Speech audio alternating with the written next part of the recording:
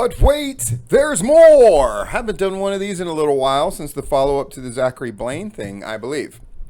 But breaking news.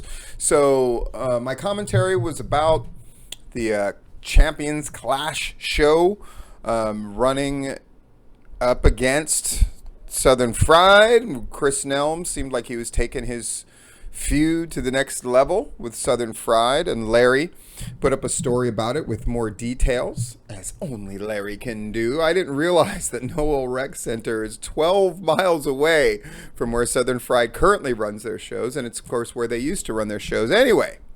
Got a message from people representing Southern Violence and Wrestling that they've pulled out of the Champions Clash. Out of the three promotions there, right, All-Star and Georgia Class Championship Wrestling, I mean, they were the oldest ones. They were the ones who were sort of the cornerstone of that triumphant, my opinion. And now they've pulled out. What is that? How does that leave the Champions Clash? Certainly my prediction that they wouldn't get 300 seems more correct than ever. Yeah. In fact, it could be argued, and people have told me these kind of things in the past, that, yeah, the kind of crowds that those promotions drew, like when they would say 275, yeah, it was 275, but it would be shows that would be in bars that already had 200 people milling around and only 75 were there to see the wrestling show. Now, you can say that that's nitpicking, that 275 people watching a show is 275 people watching a show, which is absolutely true. However, if only 75 of them are there primarily to see your wrestling show, is that the same as drawing 260 or 290 or even 200 when those people specifically came to the venue for you? I don't know. I guess that's up for debate. Nonetheless, it will be interesting to see, because Southern Fried has gone from 200, this is post-shindig, 200, 250 to 260 to 290. Southern Violence and Honor itself has grown, right? They used to get sub 200 and then 200, and then they're growing. Southern Violence and Honor would like you to know that they didn't pull out of this thing because they were afraid of anybody, right? It's a business decision.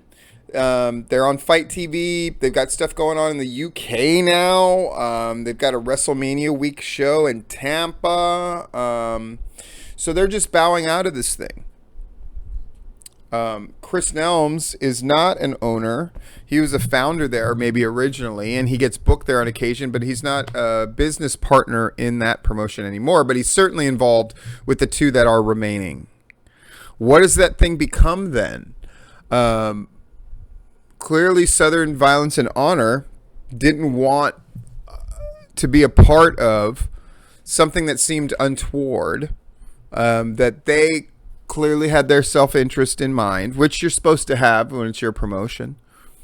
But is it a Champions Clash if it's just two promotions that are basically mostly the same people? I could be wrong about that. If I am, let me know. What does that mean? Certainly, it doesn't look good if you roll into a war and one out of the three has bowed out, and arguably the most important third bowed out. We will, of course, continue to monitor this story, but I thought it was noteworthy. A couple things that I didn't talk about, I want to get into. The AWE manager fucking contest. A number of people have contacted me about it, and the consensus from the people that contacted me about it is, oh, fuck, what a terrible fucking idea. And I have to say that I disagree totally. I fucking love it. To me, it's a can't lose, right? because the videos are going to be posted publicly. So if they suck, that's what I'm expecting anyway. It's kind of like, you know, how American Idol, one of the highlights was the shitty people who thought they were good, who earnestly thought they were good. That was part of the appeal. This could be all that. It could be William Hung times 20. And that would be something to see and observe. I hope they leave me. I mean, in the past, I've been blocked from pages and all this kind of shit. I want to see this shit. I want to make sure that I get to see this shit. Because it's probably going to be shit. However, another thing I think that it does that's very important, which is there's a lot of people who think they can do this shit. A lot of people who think they can speak. And a lot of people think that they can talk. And a lot of people who secretly think when they hear something like Jeff G. Bailey is the best ever, and maybe they even parrot those words publicly. Yeah, Jeff's the greatest. Jeff's not just the best in Georgia or the Southeast. He's the best anywhere. No. And they say those things. But secretly, the modern wrestling fan thinks they know. And they think that they're better. Well, I say this. And all these managers who are running around at all these shows that are different levels of shitty, my opinion. I want to see people fucking step up and do this. Or shut the fuck up. If you say you're great, if you claim greatness, or you claim that you've been held back for whatever reason, I'm talking to the C. Nicks of the world, then what's the harm of putting yourself out there? Because that's what performance is. That's what art is. That's what professional wrestling is. It is extending yourself and taking a risk. And whatever you think about this contest, it is an opportunity. Now, someone for like a Jeff G. Bailey or a Matt Hankins or a Doc Brock or a Logan Chase, should they feel compelled to do this? Absolutely fucking not. No. They're working actively on a show. But if you're not one of the names I mentioned, and certainly there are others, do I think that Wicked Nemesis should feel obligated to enter this thing? No. But if he did, would I pay attention to it and think that that was pretty cool that he did? Yes. But people who are not on those people's level, and I'm not talking talent-wise, because, again, I don't know for sure. I'm talking about in terms of stature. And let's face it, those kind of guys, or guys like Dan, who doesn't do this shit anymore, are on a different level. And if you don't believe that, you're fucking high. Right? This is your chance to knuckle up. This is your chance to prove yourself. Otherwise, I don't want to fucking hear it. I don't want to hear it. I don't want to hear it. This is your opportunity. All of you guys who secretly think that you can do wrestling shit, all you're being asked is to do, what were the rules? Like a minute promo? Certainly you can talk for a minute. All of you guys who try to equate, who does Stephen Platinum think he is? Why does he get to speak as if he knows more than me? After all, I've been fucking, watching wrestling since 96 or whatever with one hand in my underwear. I should fucking be able, my voice should be just as... I'll say this. I'm going to sweeten the pot in that contest. I'm going to look at everybody who enters and that AWE deems worthy to put up there, right? And I don't know what their standards are. I don't know if you submit a thing, if they're just putting it up. I think that's what they're doing. Whatever it is, I'll watch everybody. And if there's somebody who I genuinely go like, damn, that was fucking good, I'm going to talk about it. I'm going to talk about it. And so not only the people who watch you on that AWE thing, right, through their website, through their Facebook page, but everybody who watches me, I'll give you props. And you know what? If I give you props and send a link below That's going to help you because they're doing it by popularity. Like, they made no bones about what the fucking rules were, right? This is a popularity contest, right? The more people who like your shit, the more people who whatever, the more it helps you. So if I watch your shit and I fucking like it, I'm going to send people there.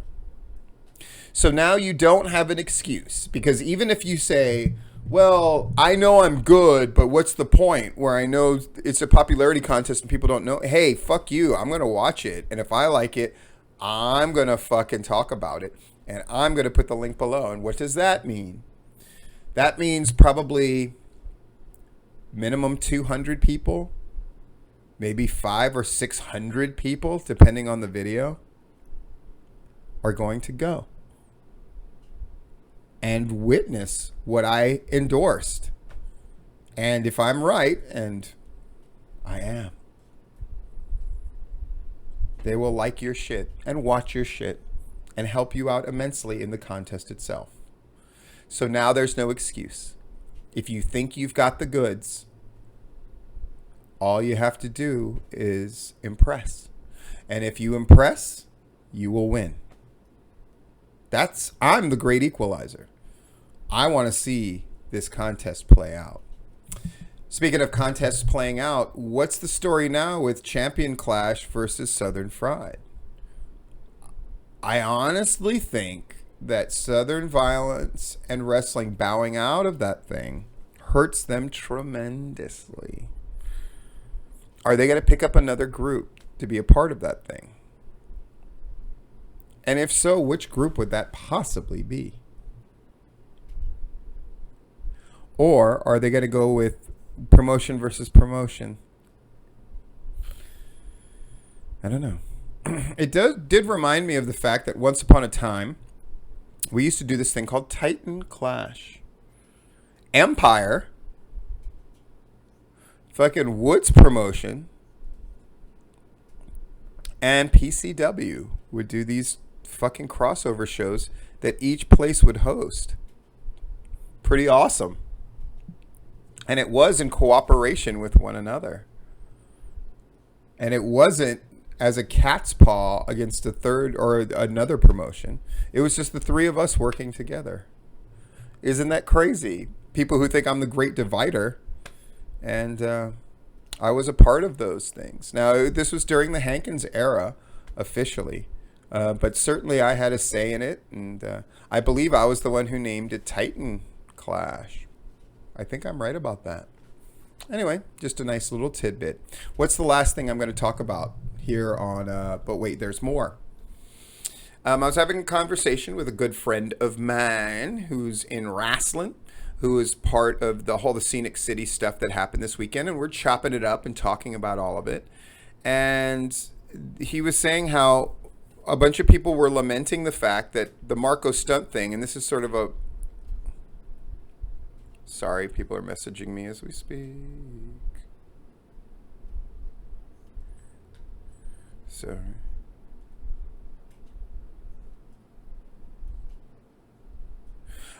Sorry. Just making sure everything's cool. And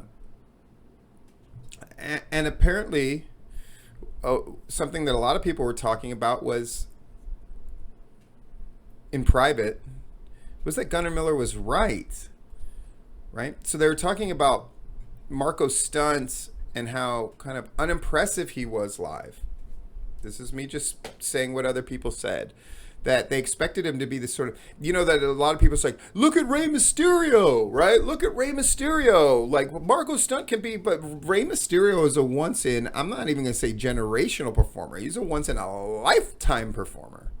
Was Marko Stunt Rey Mysterio? Did he take your breath fucking away? Did he sell to an extraordinary degree?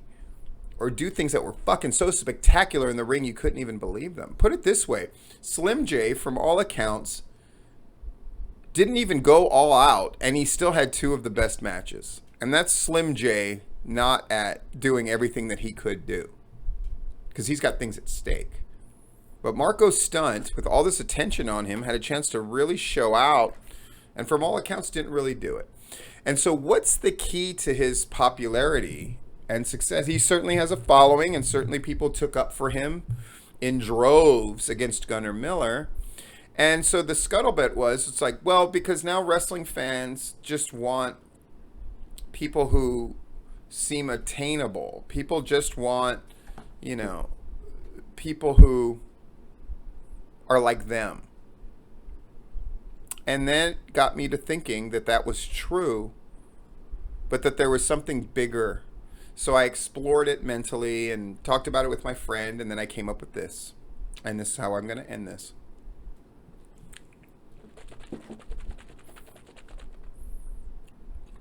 The biggest change that has happened with talent in wrestling is wrestlers used to be, the cliche is larger than life, right? Both physically and just in terms of personality, and they're just big in every conceivable way. But you know, there was a time where people wanted to be inspired. They wanted to be awed. Do you know what the word sublime means? It probably does not mean what you think it means. When you hear the word sublime, you probably think of smoking weed and listening to a band. No. I don't practice Santeria. What the word sublime means is to be awed by the immense size and majesty of nature. That's probably not what you thought that word meant at all. When you hear that somebody goes like, "Oh, that's really sublime," you know that it's like that it's cool or that it's accessible. That's not what sublime means at all. And why am I bringing that word up? Because nowadays, people think they want to be inspired by people, but they don't want to be truly inspired. They don't want to be inspired by things they can aspire to be. They want to be validated. They want to be told that how they are doing things and the current level in which they reside and how they go about their lives and how they spend their time are all validated.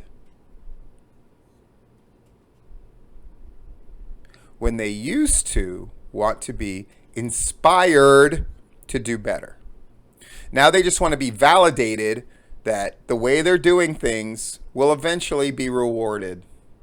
Because look at that guy. So I like him. Because he says in effect, don't worry, someday your ship will come in. Someday you'll scratch that scratch lottery ticket and you'll win. Instead of, holy fuck, that guy's amazing. I'm going to fucking lift weights like crazy and want to be like that guy, right? This is not the world of Arnold Schwarzenegger, where he looks at something, he works out like a demon, does it with a smile on his face. It's such a great speech, right? Arnold Schwarzenegger worked out every day so hard, and they're like, why do you have a smile on your face? And he's like, because I know what my goal is, and I'm getting every rep gets me closer to my goal, right? But that takes inspiration and aspiration to be that way. And then fuck it, I'm going to speak English good enough and I'm going to be a film star, even though people are like, there's no fucking way. And I mean, all that takes people that he looked at, he's like, I want to be like that guy. And he aspired and he was inspired. But nowadays, it's just about being validated. It's why there is such a thing as an Instagram model.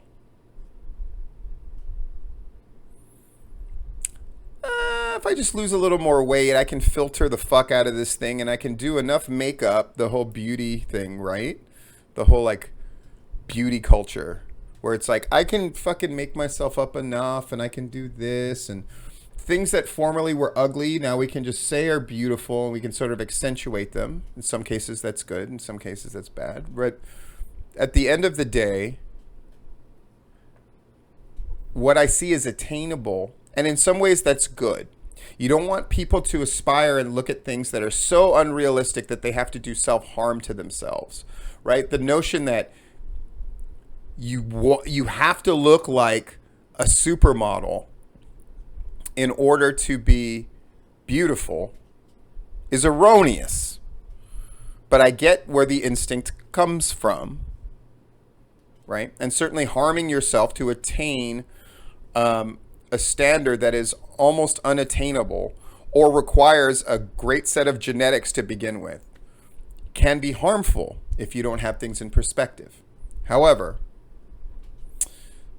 the phrase, people don't want to be in, it's not inspiration, it's validation, explains a lot of what's happening in pro wrestling right now. And I think there's something lost there. And I think it encourages people to not work as hard as they can, or to be overly content with their spot. I've talked about the movie Nightcrawler before, and one of my favorite things is the lead character, right? Louis Bloom has this guy who works with him. And the guy who works with him clearly does not understand Louis Bloom. And at one point he just goes like, man, it's just about, learning to be happy with what you got. Don't you think? Don't you think? Don't you think? And meanwhile, Lewis is staring off at something and obsessing about how he's going to attain it. This guy who's practically homeless and total shut-in and a loner, and he's going to forge his own business with his fucking bare hands and sheer force of will and willingness to do anything to get it. What does that guy have in common with the guy that's just like, life's all about just being content with what you've got? Of course, everything's a balance, and you need a little bit of both. But I do miss the pro wrestling that was about inspiration and aspiration rather than just simply validating yourself.